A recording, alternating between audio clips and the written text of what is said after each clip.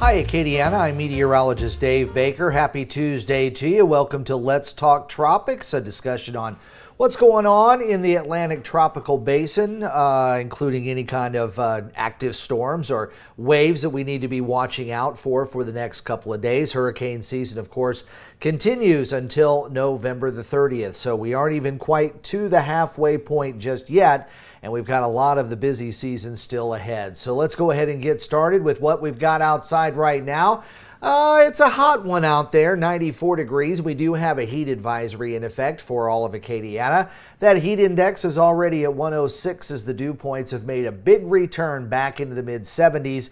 I know we had a really nice break over the weekend with some of those lower dew points, but we are back up there as that southerly wind is starting to kick back in, and that not only will help us out with that heat index and making it feel quite oppressive, but with some extra moisture and maybe a little instability, we can catch a few more scattered thunderstorms again this afternoon like we saw yesterday. Real quick look at some of our traffic cams. Here in Lafayette, we've got generally a mix of sun and clouds, but there are some billowing clouds off toward the south, and that's where we're seeing the showers and thunderstorms right now over parts of Vermilion Parish. If you live south of the Intracoastal Waterway, you've already seen some rain, but if you live up along the LA 14 corridor, you're probably going to pick up some showers a little bit later on. Also got a few widely scattered storms down near the point, and then also down to around Burns Point in portions of St. Mary Parish. A bit of an outflow boundary kind of surging northward here.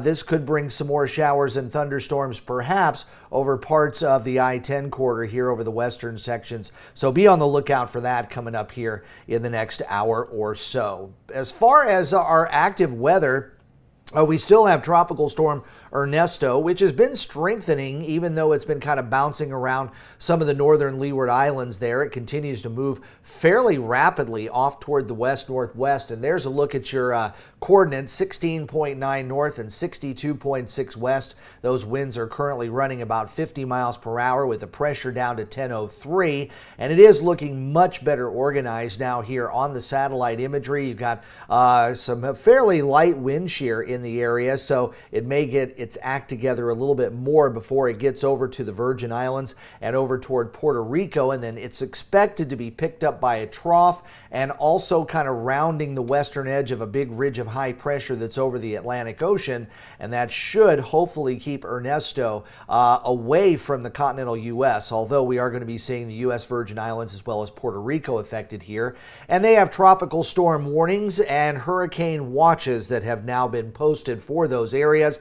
It's still moving off to the west-northwest at about 18 miles per hour, which is really a good clip, but we do think there's going to be some slowdown in the forward motion as it starts to get caught up there in that bit of a weakness in the mid-levels. So we should be turning more northward, but then unfortunately Bermuda is going to be in the crosshairs here a little bit farther down the road, and it is apparently going to be a hurricane as well, as we've got fairly light wind shear in the near future, and also a pretty good track handle here. As you can see, most of the forecast track models are pretty much lined up, most of them there right on top of each other for the first 24 to 36 hours, and then things do start to diverge just a little bit. But as far as a 5 to 10 day forecast here, having all of these clustered like that for that extended period of time is pretty good. It looks like it's got a pretty good handle on there, and hopefully we can keep it away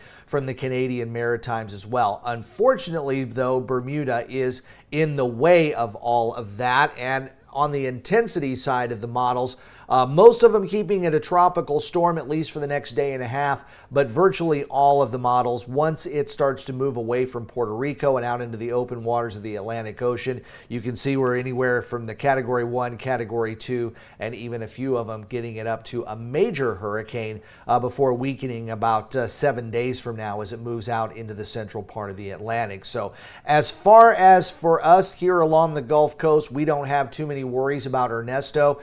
East Coast will probably just have to worry about some larger waves as well as some coastal erosion. Puerto Rico and the Virgin Islands will be dealing with some gusty winds as well as some very heavy rains. And then I think the area that's going to be affected the most, based on the info we have right now, will be Bermuda, and it most likely would be affected by a hurricane. So let's real quick look at some of the models when it comes to Tropical Storm Ernesto. I will tell you all the models are pretty much right on top of each other. That was the GFS. This is the Euro. And again, the intensity models are all just about the same, going with the Category 1/2 hurricane. Canadian model, again, more of the same, maybe slowing down a little bit more, but unfortunately still looking like it's going to be heading over to around Bermuda. And the same goes from the Icon model. And this one actually ran a little bit earlier, didn't have the 12Z done just yet, but it really just does kind of follow along some of the other computer models that we've seen when it comes to hurricane, rather what we think will become Hurricane Ernesto here in the near future. Right now, it is dealing with a bit of wind shear, but we are seeing that there's probably going to be seeing a weakness in the wind shear in this particular area coming up over the next couple of days. That way, when Ernesto moves away from Puerto Rico and kind of moves into this general area, it'll probably be able to intensify, but then it's going to get caught up in all of this and then rapidly shot back out toward the northeast as we head into the latter part of next week. Water temperatures are all there to support any kind of a tropical system. All of our development zones and really most of our track zones over the Atlantic Basin now are seeing water temperatures well over the 80-degree mark and sometimes getting closer to the upper 80s to near 90 there over much of the Gulf of Mexico. Speaking of the Gulf of Mexico, not too bad of a day. Near shore waters, we do have those showers and thunderstorms that are continuing right about in here right now. So for some of our friends that might be working in the near shore waters there, or perhaps wanting to do some boating, you may be dodging some of those, but the rest of the Gulf of Mexico is looking very, very quiet here. And the waves aren't too big of a deal either, probably 1 to 2 in our near shore waters. Western waters, you're probably looking 2 to 3. And in the far offshore waters, you would be getting into the 3 to 4 foot seas. So really a very quiet day out over the Gulf of Mexico, whether you're boating or if you're working. Central American satellite showing some showers and thunderstorms moving on to the Nicaraguan coast and also eastern parts of Honduras, and over to Belize and the Yucatan Peninsula, catching some rain there.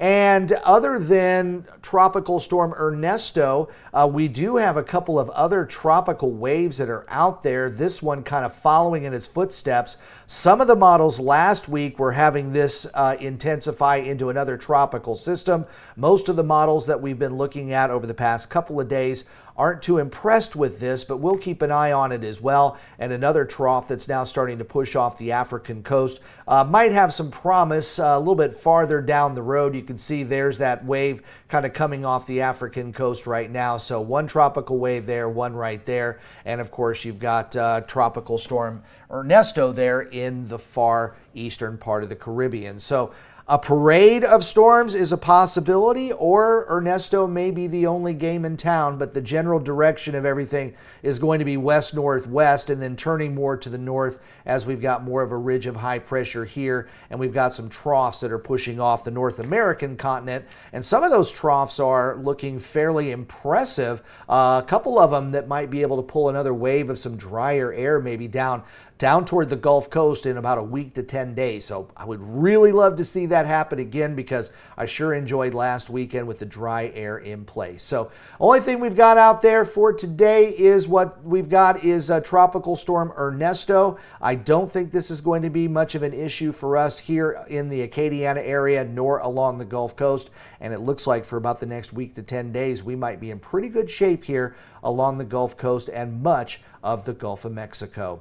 Well, I hope you enjoy Let's Talk Tropics. If you do, please like this video and subscribe to my channel, and also turn on those notifications. That way you know when Let's Talk Tropics goes live. Also, if you haven't checked out some of the other videos on my channel, head to my YouTube channel. Check out this morning's forecast. It's called Acadiana Weather Today. And also, please follow my social media pages on Facebook as well as X. I'm Meteorologist Dave Baker. Hope you have a great Tuesday. Hopefully you catch one of those afternoon showers to cool you down a little bit later on, but do remember a heat advisory is in effect. I'll see you tomorrow.